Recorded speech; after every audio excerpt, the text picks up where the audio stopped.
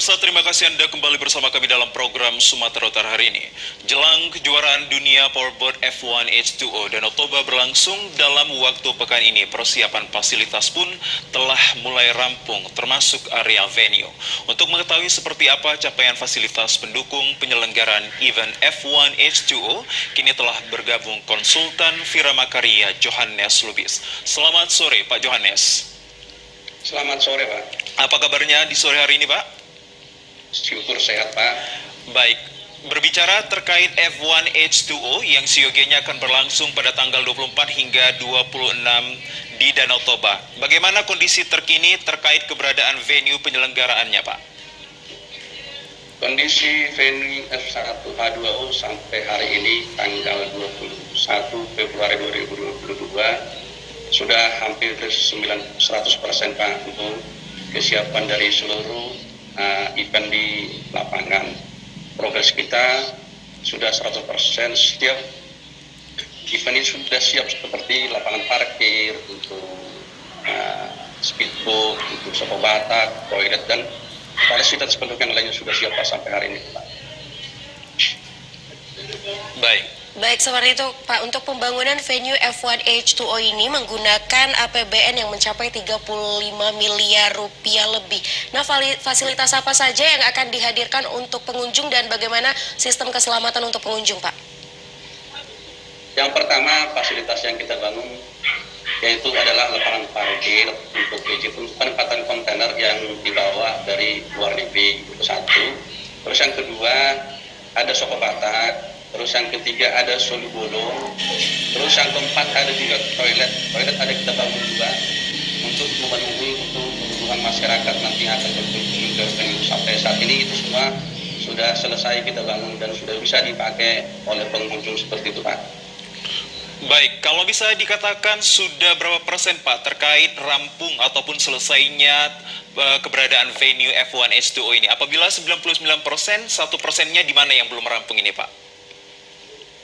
Sudah hampir 100% Pak. Yang belum rampung mungkin paling di finishing seperti seperti penempatan pohon bunga seperti itu Pak. Tapi kalau dalam keseluruhan secara struktur sih sudah sampai hari ini sudah 100% terbukti dari semua peralatan yang dari luar negeri sudah tiba di lapangan dan para pemain dan kru pun sudah tiba, dan hari ini mereka sudah prepare untuk pembongkaran dari kontainer, dan mungkin hari ini sampai besok mungkin berproses untuk menurunkan semua speedboatnya ke venue yaitu ke danau Pak, seperti itu Pak.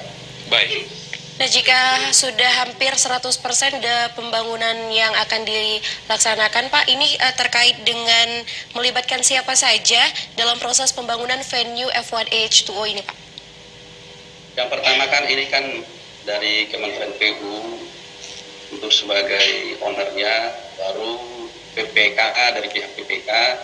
Terus kalau untuk pihak dari Adhikari sebagai main kontrak kita dan Vira Makaria sendiri sebagai konsultan MK-nya seperti itu Pak. Itulah yang terlibat dalam pembangunan ini sehingga boleh berjalan dengan baik sampai hari ini seperti itu.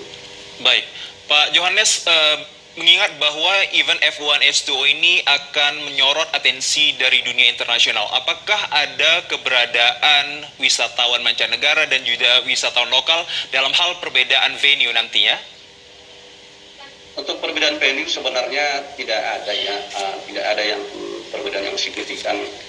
Artinya sama, yang jelas kalau di dalam tribun yang kita bangun itu menggunakan tiket. Jadi untuk perbedaan antara dari luar dengan dari lokal itu sama saja. Cuman kapasitasnya itu kan tidak banyak gitu. Artinya cuma kalau yang kita bangun itu hanya sekitar 2.100 seat untuk tempat duduk, dan itu udah termasuk dari Indonesia dan dari luar negerinya. Jadi mungkin nanti kalau masyarakat lokal bisa juga ditempatkan di sekeliling pantai-pantai yang ada di daerah Belige, bahkan di seberangnya ada juga ditempatkan namanya pagoda untuk tempat menonton untuk masyarakat lokal seperti itu Pak.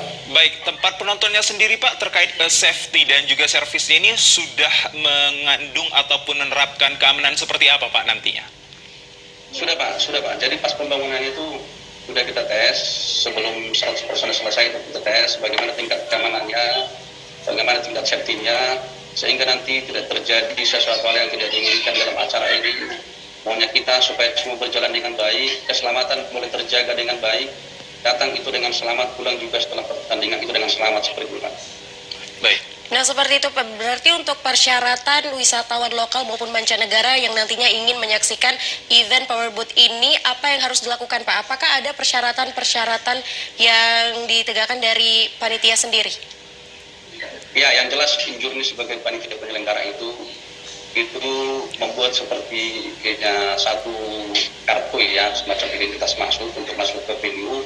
Selain dia sudah membeli tiket, itu ada semacam ID nanti untuk bisa masuk ke dalam venue. Jadi tidak sembarangan orang masuk, artinya yang tidak punya identitas atau tidak punya kartu atau tidak punya badge nanti tidak bisa masuk ke dalam, seperti itu. Baik, Pak Johannes, mengingat bahwa jumlah wisatawan ini bisa dikatakan nanti unpredictable, kira-kira kapasitas untuk penonton yang akan hadir bisa mencapai berapa ratus atau berapa ribu nantinya Pak? Kalau di tribun venue F1H2O ini yang kita bangun itu kira-kira berjumlah 2.100 untuk di dalam ring yang kita bangun. Tapi di sekelilingnya itu ada juga dibangun tribun-tribun oleh Injurni, dan itu nanti bisa sampai 10.000 atau 15.000 sekeliling venue ini. Namanya Lubang Silintong sampai ke Lubang Bulbul itu sekarang sudah dibangun juga untuk tribun penonton. Jadi kalau kita pikir sih mudah-mudahan semua bisa nanti terlayani. Jadi tidak ada yang kecewa, baikpun pengunjung dari luar kota, baikpun yang dari kota, mudah-mudahan semua bisa terlayani seperti itu Pak. Baik. Baik Pak, usai pelaksanaan Powerboat F1 H2O ini, seperti apa keberadaan ke depannya Pak? Nah, kedepannya ini kan event tahunan. Jadi direncanakan ini akan berlangsung selama 5 tahun di tempat kita. Nah, untuk nanti event tahunan itu, mudah-mudahan ini kan nanti habis ini kita akan serahkan ke pengelolanya kan ke Pemkab. Nanti mudah-mudahan Pemkab yang mengelola tetap terjaga dengan baik. Mudah-mudahan nanti setiap tahun itu ada event contoh piala gubernur atau piala Pemkab Bupati. Artinya di situ nanti selesai event ini tidak langsung berhenti olahraga yang diadakan di sini, tapi tetap berkelanjutan sampai nanti tahun depan lagi, bahkan kemudian akan diadakan lagi kembali F1 Powerboat seperti yang akan kita pertandingkan 3 hari ke depan, seperti itu Pak. Berarti bisa dikatakan dan juga dianulir bahwa ini akan sifatnya kontinuitas ya Pak? Siap, betul Pak. Jadi ini kontinuitas selama 5 tahun. Nah ini tahun pertama. Nah nanti akan terus berlanjut setiap tahunnya sampai nanti tahun kelima. Mudah-mudahan acara yang pertama ini lancar, mudah-mudahan sampai nanti 5 tahun juga semakin ada pembenahan, semakin kita benahi di mana kekurangannya supaya menuju kesempurnaan, seperti itu Pak. Baik Pak Johannes, sebelum kita mungkin mengakhiri perbincangan kita ini, ingin juga kita mengetahui, mewakili pemirsa yang di rumah mengetahui ingin sekali terkait tarif yang akan dikenakan, baik itu tiket, seperti apa itu Pak Johannes? Kalau tarif itu bervariasi ya, sesuai dengan tanggal, mulai dari tanggal 24, 25, 26 itu bervariasi, tapi untuk pastinya itu nanti diunjungilah sebagai penyelenggara yang mengetahui. Tapi kalau penyelenggara isu ada yang sampai 300 sampai 500 mas, seperti itu. Baik, menjelang event International F1 H2O ini, baik itu dari beberapa pihak sudah melibatkan, yakni Polri terkait pengamanannya. Kalau dari Dinas Kesehatan sendiri Pak, sudah adakah mendirikan satu tenda ataupun kawasan untuk memberikan sumbangsi terhadap kesehatan masyarakat lokal hingga wisatawan mancanegara? Ya, kalau untuk tim kesehatan memang sudah kita bangun di sini semacam tenda untuk tempat dari sisi kesehatan.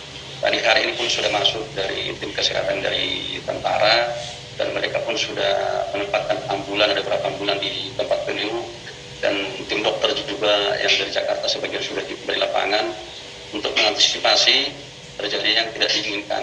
Untuk kesehatan seluruh pengunjung, bahkan para peserta yang sudah tiba di lapangan, kita melihat sudah ditempatkan 2 ambulan sampai hari ini Pak, seperti itu Pak.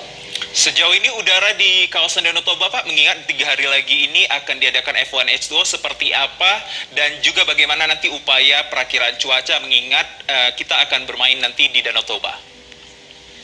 Sampai hari ini cuaca bagus Pak, sudah beberapa hari ini memang cerah ya, tidak hujan. Nah itulah kita doakan juga supaya nanti sampai hari Minggu mudah-mudahan cuaca cerah. Kita berdoa kepada Yang Maha Kuasa supaya diberikan cuaca yang baik sehingga acara ini terlaksana dengan baik. sehingga tidak terganggu untuk para pemain juga, para penonton juga, untuk akses masuk ke dalam juga tidak terganggu. Cuaca cukup bagus Pak sampai hari ini Pak.